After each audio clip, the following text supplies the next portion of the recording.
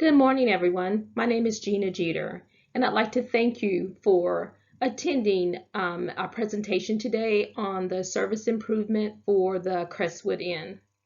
Let's go ahead and get started. We conducted quite a bit of research from surveys collected by our current customer base, and what we found that there are some pros and cons of our development plan.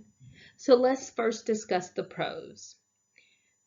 One of the biggest improvements that I think that can be made is improvement with the customer satisfaction. When each and every last one of our customers leave the motel, we want them to feel as if I want to return to this location and I want to do it soon. The next thing is that we want to increase the traffic that comes in and out of the motel. And the best way that we can do that is to assure that our customers are happy. The next thing would be creating loyalty with our customers. Even if a newer hotel comes into the area or another hotel has a great special, we want people to think, no, we want to go back to the Crestwood Inn. The next thing is a better customer experience. We want folks to walk away feeling as though they've gotten everything that they need. And the last thing is that we want to use the information that we've gathered through the survey to give feedback to our employees to help them to be more in tune with what the customer's needs are and what they can do to help us as an organization. Now, some of the cons would include the interpretation of the feedback. It may be that someone may not have been happy with the way that their room looked, but then they said that that's a service issue. You have to be very careful about how you interpret the results, even though the questions may be clear to you when presenting them. People are not always in the same mindset when they read those particular questions. The other thing is that we have to spend revenue in order to increase satisfaction, and that's always the sticky part, and that's the reason why we're here today.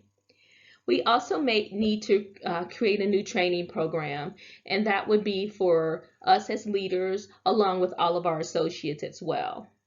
The other thing we have to recognize is that change is always hard. Regardless of it's in your personal life and your work life, change is hard.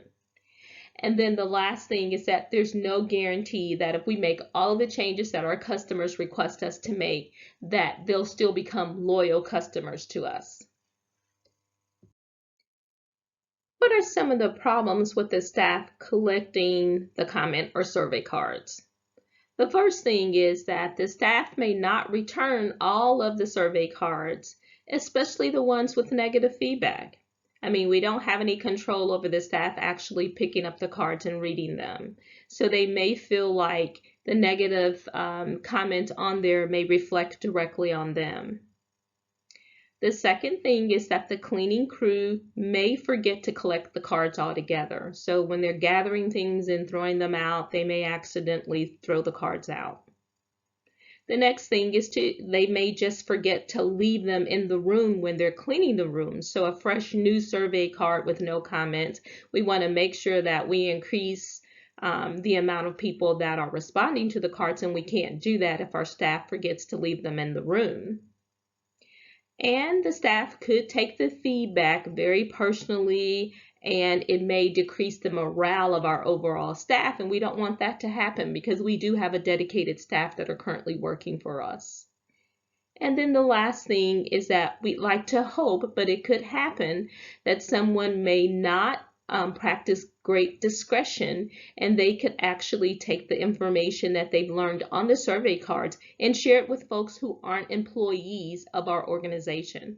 So those are different risks that we can take with using the survey cards, the comment cards directly in the room.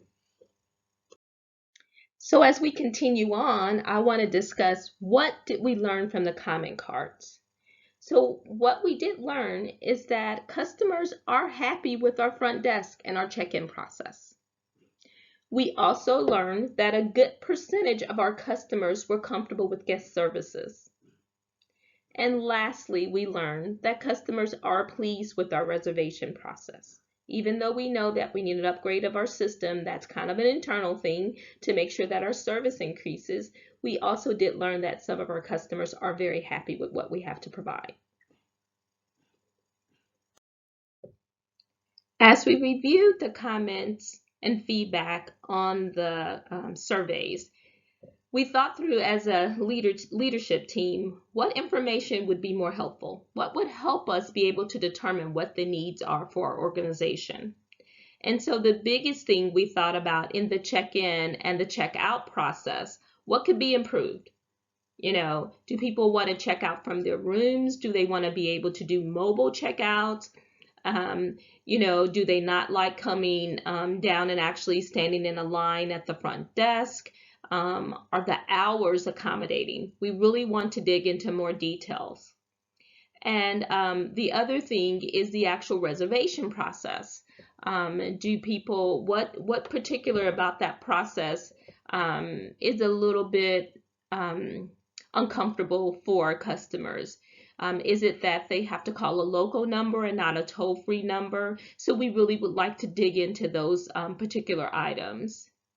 Now, we know that we would need to collect additional information in order to gain more knowledge from our customers, and we believe that actually sending a survey through the phone via text message or actually sending additional questions through emails. So we could take an additional survey that expands a little bit on the questions that were already asked, and we could take it and put it through the phone or even the email. Both of those would work very well.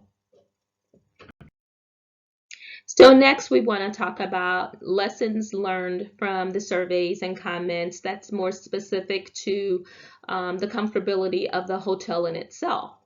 So the first thing we'd like to know, Christy and I, along with the rest of the leadership team, is what additional services would customers like to see? So one of the things that we thought about first, because most people are into fitness, is would people like to see us have like a small fitness center?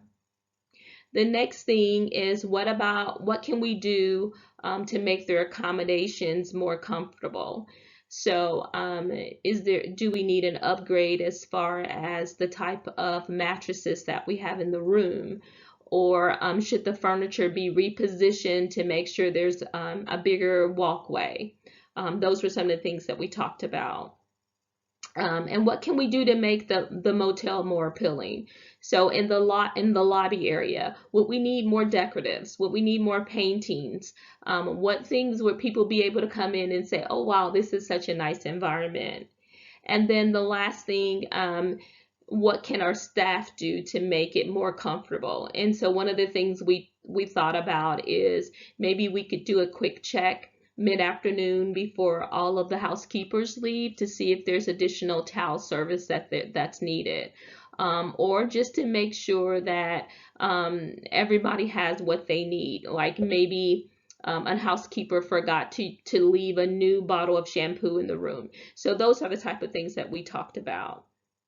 And so the next thing is what would be helpful for us to know. So as far as the heating and air conditioning, we'll have to go out and research new types of systems. So what is it that people like? Do they like the auto fixtures in the room where the room temperature is adjusted based upon what's going on outdoors? Or do people like to do that manually?